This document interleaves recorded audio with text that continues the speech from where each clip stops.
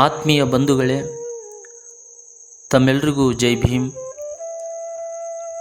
ನಿಮ್ಮ ಪಂಡಿತ್ ಮಧುಗುಣಿಕಿ. ಈ ದಿನ ಮಲ್ಕುಂಡಿ ಮಾದೇವ ಸ್ವಾಮಿಯವರು ಬರೆದ ಅಂಬೇಡ್ಕರ್ ಕಣ್ಣೀರಿಟ್ಟ ಕ್ಷಣಗಳು ಎಂಬ ಪುಸ್ತಕದ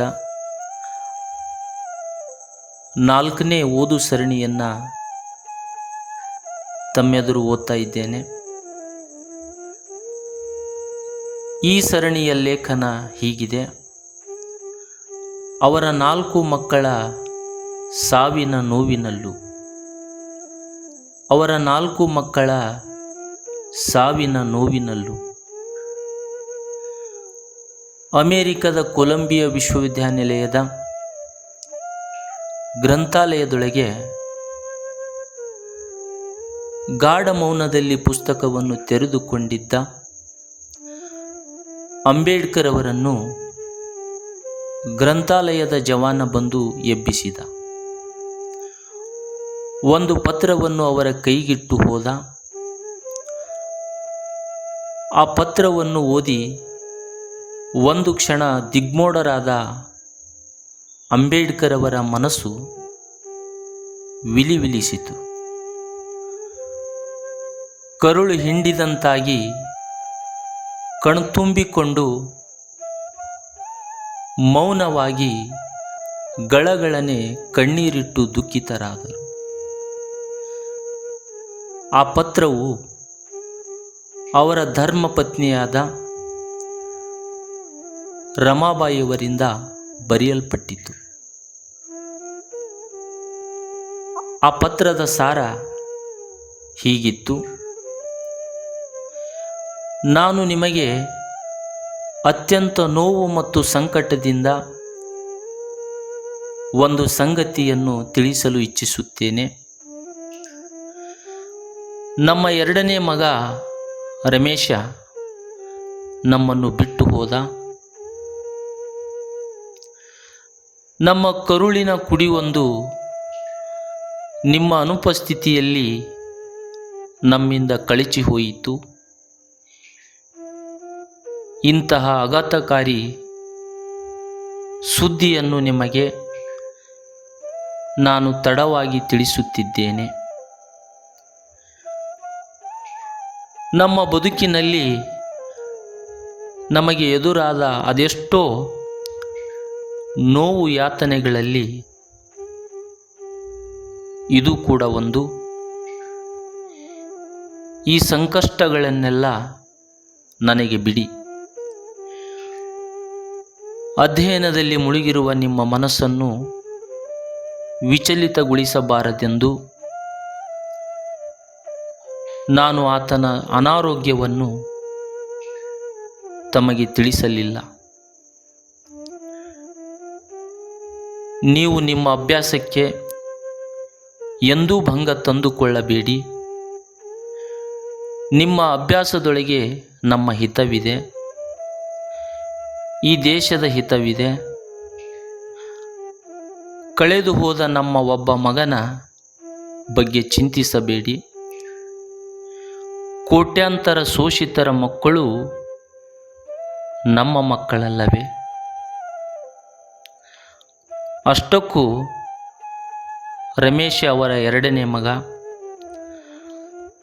ಅವನ ಮುಖವನ್ನು ಸಹ ಬಾಬಾ ಸಾಹೇಬರು ನೋಡಿರಲಿಲ್ಲ. ಏಕೆಂದರೆ ಅವರು ಅಮೆರಿಕಕ್ಕೆ ಹೊರಟು ನಿಂತಾಗ ರಮಾಬಾಯಿ ಗರ್ಭದೊಳಗೆ ರಮೇಶ ಇದ್ದ. ಅದೆಂಥ ಯಾತನೆ, ಒಡಲ ಉರಿ. ಹುಟ್ಟಿದಾಗಲೂ ಮುಖ ನೋಡದೆ, ಸತ್ತಾಗಲೂ ಮುಖ ನೋಡದೆ ಇರುವ ರೌರವ ನರಕ ಅವರನ್ನು ಹಿಂಡಿ ಹಿಪ್ಪೆ ಮಾಡಿತು. ಇದು ಭಾರತದ ಯಾವ ನಾಯಕನಿಗೂ ಬಂದೊದಗದ ಪರಿಸ್ಥಿತಿ. ಈ ಸಾವಿನ ನೋವಿನಿಂದ ಹೊರಬರಲು ಅವರು ಆಯ್ದುಕೊಂಡ ಮಾರ್ಗ ರೋಚಕ, ಹಾಗೂ ಇಂದಿನ ಪೀಳಿಗೆಗೆ ಮಾರ್ಗದರ್ಶಕ. ಮತ್ತದೇ ಗ್ರಂಥಾಲಯದಲ್ಲಿ ಕುಳಿತು ನೆಪೋಲಿಯನ್ನನ ಪುಸ್ತಕವೊಂದನ್ನು ಓದತೊಡಗಿದರು. ಓದಿದಂತೆಲ್ಲ ಆ ಪುಸ್ತಕದ ಪ್ರತಿ ಶಬ್ದವು ವಿದ್ಯುತ್ ಸಂಚಲನವನ್ನು ಅವರಲ್ಲಿ ಮೂಡಿಸಿದವು. ಈ ಪುಸ್ತಕದಿಂದ ವಿಶ್ವಾಸವನ್ನು ಗಟ್ಟಿಗೊಳಿಸಿಕೊಂಡು ತಮ್ಮ ಪತ್ನಿಯನ್ನು ಸಂತೈಸಿ ಪತ್ರ ಬರೆದು ಸಾಂತ್ವನ ಹೇಳಿದರು. ಬಾಬಾ ಸಾಹೇಬರು ಭಾರತಕ್ಕೆ ಬಂದ ನಂತರದ ಕಾಲದಲ್ಲಿ ರಮಾಬಾಯಿಗೆ ಒಂದು ಹೆಣ್ಣು ಮಗು ಜನಿಸಿತು. ತುಂಬು ಅಭಿಮಾನದಿಂದ ಆ ಮಗುವಿಗೆ ಇಂದು ಎಂದು ಹೆಸರಿಟ್ಟರು. ಅಪೌಷ್ಟಿಕತೆ ಮತ್ತು ನಿಮೋನಿಯಾ ಕಾಯಿಲೆಯಿಂದ ಆ ಮಗುವು ಮರಣ ಹೊಂದಿತು. ಈ ಘಟನೆಯು ಬಾಬಾ ಸಾಹೇಬರ ಬದುಕಿನಲ್ಲಿ ಇನ್ನಿಲ್ಲದ ಆಘಾತವನ್ನು ತಂದೊಡ್ಡಿತು. ರಮಾಬಾಯಿ ತನ್ನ ಮಕ್ಕಳ ಸಾವಿನಲ್ಲಿ ತಾನೇ ಹೆಣವಾಗುವ ಪರಿಸ್ಥಿತಿಗೆ ಬಂದು ನಿಂತಿದ್ದರು. ಕಣ್ಮುಚ್ಚಿ ಗಳಗಳನೆ ಕಣ್ಣೀರಿಟ್ಟ ಆ ದಿನಗಳು ಅಮಾನುಷ್ಯವಾಗಿದ್ದವು. ಈ ಘಟನೆಯಿಂದ ಚೇತರಿಸಿಕೊಂಡ ಬಾಬಾ ಸಾಹೇಬರು 1920ರಲ್ಲಿ ಲಂಡನ್ಗೆ ಅತೀವ ದುಃಖದಿಂದ ತೆರಳಿದರು. ಬಾಬಾ ಸಾಹೇಬರು ಲಂಡನ್ನಿನಲ್ಲಿದ್ದ ಸಂದರ್ಭದಲ್ಲಿ ರಮಾಬಾಯಿಗೆ ಗಂಗಾಧರ ಎಂಬ ಮಗು ಜನಿಸಿತು. ಈ ಮಗುವು ಕೂಡ ಹುಟ್ಟುತ್ತಲೇ ನಿಮೋನಿಯಾದಿಂದ ಬಳಲುತ್ತಿತ್ತು. ದಿನದಿಂದ ದಿನಕ್ಕೆ ಆರೋಗ್ಯ ಕ್ಷೀಣಿಸುತ್ತಿತ್ತು. ಗಂಗಾಧರನಿಗೆ ಸರಿಯಾದ ಔಷಧಿ ದೊರೆಯುತ್ತಿರಲಿಲ್ಲ. ವೈದ್ಯರ ಹಿಂದಿನ ಬಾಕಿಯನ್ನೇ ಇನ್ನೂ ತೀರಿರಲಿಲ್ಲ. ಆ ಕಾರಣಕ್ಕಾಗಿ ವೈದ್ಯರು ಔಷಧಿ ನೀಡುವುದನ್ನು ನಿಲ್ಲಿಸಿದರು. ಗಂಗಾಧರ ನಿಮೋನಿಯಾದಿಂದ ಬಳಲಿ ತೀರಿಕೊಂಡ. ಆಭರಣಗಳನ್ನು ಮಾರಿ ಮಗನ ಸಂಸ್ಕಾರವನ್ನು ರಮಾಬಾಯಿ ನೆರವೇರಿಸಿದರು. ಇದನ್ನು ಪತ್ರದ ಮೂಲಕ ಕೇಳಿ ಬಾಬಾ ಸಾಹೇಬರ ಮನಸ್ಸು ನೋವಿನಿಂದ ಬೆಂದು ಹೋಯಿತು. ಅವರು ಈ ಮಗು ಹುಟ್ಟಿದಾಗಲೂ ಮತ್ತು ಮರಣ ಹೊಂದಿದಾಗಲೂ ಕೂಡ ರಮಾಬಾಯಿಯವರ ಜೊತೆಯಲ್ಲಿರಲಿಲ್ಲ. ಬಹುಶಃ ತನ್ನ 2 ಮಕ್ಕಳು ಮೃತರಾದಾಗ ಅವರ ಶವ ಸಂಸ್ಕಾರವನ್ನು ನೆರವೇರಿಸದ ನೋವು ಅವರನ್ನು ತಮ್ಮ ಜೀವಿತದ ಅವಧಿಯ ಉದ್ದಕ್ಕೂ ಕಾಡಿತು. ಅಂತಹ ದುರದೃಷ್ಟಕರ ಸ್ಥಿತಿಯಲ್ಲೂ ಅವರು ಶೋಷಿತ ಸಮುದಾಯಗಳಿಗಾಗಿ ದುಡಿಯಲು ನಿರ್ಧರಿಸಿದ್ದು ಅವರ ಅದಮ್ಯ ತ್ಯಾಗವೇ ಸರಿ. 1926ರಲ್ಲಿ ಜನಿಸಿದ ರಾಜರತ್ನ ಬಾಬಾ ಸಾಹೇಬರ ಅತ್ಯಂತ ಮುದ್ದಿನ ಮಗು. ಸ್ವತಃ ಅವರೇ ನನ್ನ ಮಗನ ತೇಜಸ್ಸಿನಲ್ಲಿ ಎಂತಹ ಹೊಳಪಿದೆ ನೋಡು, ಈ ಜಗದ ತೊಳೆಯುವ ನಾಯಕನಾಗುತ್ತಾನೆ ನೋಡು ಎಂದು ಹೆಮ್ಮೆ ಪಡುತ್ತಿದ್ದರು.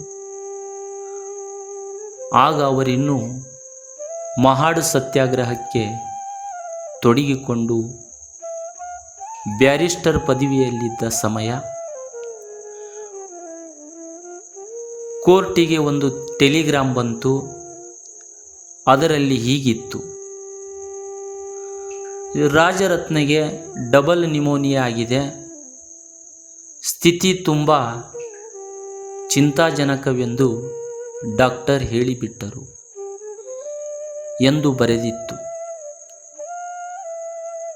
ಬಾಬಾ ಸಾಹೇಬರು ಗಾಬರಿಯಿಂದ ಧಾವಿಸಿದರು. ಡಾಕ್ಟರ್ ಎಲ್ಲವನ್ನು ವಿವರಿಸಿದರು. ಸಾಕಷ್ಟು ಔಷಧಿ ಬೇಕೆಂದು ಹೇಳುತ್ತಾ ಅಷ್ಟೊಂದು ಔಷಧಿ ಪೂರೈಸಲು ಬಾಬಾ ಸಾಹೇಬರು ಅಸಹಾಯಕರಾಗಿ ರಾಜರತ್ನನನ್ನು ತಮ್ಮ ತೊಡೆಯ ಮೇಲೆ ಮಲಗಿಸಿಕೊಂಡು ಏಕಾಂತದಲ್ಲಿ ಆ ಮಗುವನ್ನೇ ನೋಡುತ್ತಿದ್ದರು. ಕನವರಿಸುತ್ತಿದ್ದ ಮಗುವಿನ ಶಬ್ದ ಮೌನವಾಗಿ ಹೋಗಿತ್ತು. ಬಾಬಾ ಸಾಹೇಬರ ತೊಡೆಯ ಮೇಲೆ ಮಗು ಪ್ರಾಣ ಬಿಟ್ಟಿದ ತಡ ಬಾಬಾ ಸಾಹೇಬರು ಆ ಮಗುವನ್ನು ತಬ್ಬಿಕೊಂಡು ಬಿಕ್ಕಳಿಸಿ ಹೊತ್ತು ಬಿಟ್ಟರು. ಇನ್ನಿಲ್ಲದ ಶೋಕ ಅವರಲ್ಲಿ ಮಡುಗಟ್ಟಿತು. ತನ್ನ 4 ಮಕ್ಕಳ ಸಾವಿನ ನಂತರ ಅವರು ಸನ್ಯಾಸಿಯಾದಂತೆ ಆಗಿಬಿಟ್ಟರು. ವೈರಾಗ್ಯದ ವಿಚಾರಗಳು ಅವರ ಮನಸ್ಸಿನಲ್ಲಿ ರಿಂಗಣಿಸುತ್ತಿದ್ದವು. ರಮೇಶ, ಇಂದು, ಗಂಗಾಧರ, ರಾಜರತ್ನ ಎಂಬ 4 ಮಕ್ಕಳ ಸಾವಿನ ಸಂದರ್ಭದಲ್ಲಿ ಅವರು ಜೊತೆಯಿದ್ದದ್ದು 2 ಮಕ್ಕಳ ಸಾವಿನಲ್ಲಿ ಮಾತ್ರ. ಇವರು ತನ್ನ ಮಕ್ಕಳ ಸಾವಿನಲ್ಲೂ ಸಮುದಾಯದ ಏಳಿಗೆಯನ್ನು ಬಯಸಿದ ಮನುಕುಲದ ಮಹಾಮಾನವ. ಅವರು ತನ್ನ 4 ಮಕ್ಕಳ ಸಾವಿಗೆ ಅಪೌಷ್ಟಿಕ ಆಹಾರವೇ ಕಾರಣ ಎಂದು ದುಃಖಿಸುತ್ತಾ ಮಕ್ಕಳಿಗೆ ಚಿಕಿತ್ಸೆಯನ್ನು ಕೊಡಲಾರದ ಅಸಹಾಯಕ ಸ್ಥಿತಿಯನ್ನು ನೆನೆದು ದುಃಖಿಸುತ್ತಾರೆ. ಇಂತಹ ಯಾವ ಸಂದರ್ಭದಲ್ಲಾದರೂ ಅವರು ವಿಚಲಿತರಾಗಿ ಶೋಷಿತ ಸಮುದಾಯದ ಹೋರಾಟವನ್ನು ಕೈಬಿಟ್ಟಿದ್ದರೆ ಇಂದಿನ ಭಾರತವಾಗುತ್ತಿರಲಿಲ್ಲ ಅಲ್ಲವೇ? ಅವರನ್ನು ಕಳೆದುಕೊಂಡ ದಿನಗಳು ಕಳೆದಂತೆ ಇಂದಿಗೆ ಹಲವು ವರ್ಷಗಳು ಕಳೆದು ಹೋಗಿವೆ. ಬಾಬಾ ಸಾಹೇಬರನ್ನು ಬಿಟ್ಟು ನಾವು ಇಂದಿಗೆ ಬಂದು ಉಸಿರಾಡುತ್ತಾ ನಿಂತಿದ್ದೇವೆ. ನಮ್ಮ ಗುಡಿಸಲಿಗೆ ಛಾವಣಿಗಳು ಇಂದು ಹೆಂಚುಗಳಾಗಿವೆ. ಅಲ್ಲೊಂದು ಇಲ್ಲೊಂದು ಕಾಂಕ್ರೀಟಿನ ಮನೆಗಳು ತಲೆ ಎತ್ತು ನಿಂತಿವೆ. ಕಾಲಿಗೆ ಚಪ್ಪಲಿ ಇಲ್ಲದೆ ಇದ್ದ ನಾವುಗಳು ಇಂದು ಶೂಗಳನ್ನು ಧರಿಸುತ್ತಿದ್ದೇವೆ. ಅಲ್ಲಲ್ಲಿ ಕಾರುಗಳು ನಮ್ಮ ಮನೆ ಮುಂದೆ ನಿಂತಿವೆ. ನೋಡಲಿಕ್ಕೆ ಬದುಕು ತುಂಬ ಬದಲಾಗಿದೆ ಎಂದು ಅನಿಸಿಬಿಡುತ್ತದೆ. ಊರಾಚೆಗೆ ಎಸೆಯಲ್ಪಟ್ಟಿದ್ದ ಅಸ್ಪೃಶ್ಯರೇಕೇರಿ ಇಂದು ಊರು ಒಳಗೆ ಬಂದಿದೆ. ಇಲ್ಲಿ ಬೆಳೆದಿರುವುದು ಊರು ಮಾತ್ರ, ಮಾನವೀಯತೆಯಲ್ಲ. ಇದು ನಮಗೆ ಅರ್ಥವಾಗಲೇಬೇಕಿದೆ. ಬದಲಾಗದ ಮಾನವೀಯತೆಯೊಟ್ಟಿಗೂ ತೆವಳುತ್ತಾ ಇಲ್ಲಿಗೆ ಬಂದು ನಿಂತಿದ್ದೇವೆ. ಈ ತೆವಳುವುದನ್ನೇ ನಾವು ವೇಗ ಎಂದು ಭ್ರಮಿಸಿದ್ದೇವೆ.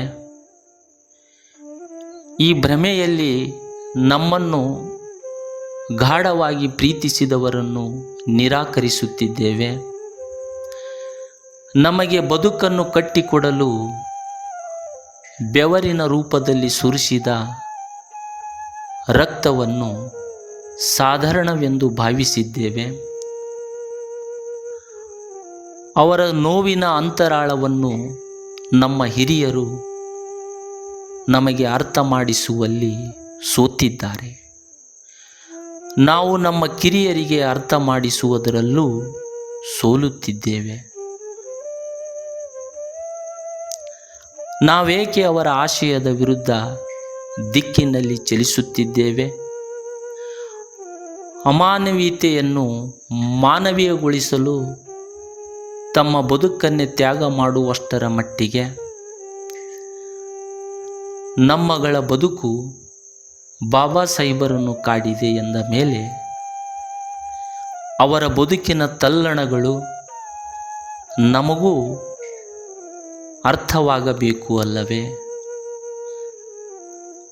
ಅವರ 4 ಮಕ್ಕಳ ಸಾವಿನಲ್ಲಿ ಅನುಭವಿಸಿದ ನೋವಿನ ಗಾಢತೆ ನಮ್ಮನ್ನು ಆವರಿಸಬೇಕು ಅಲ್ಲವೇ?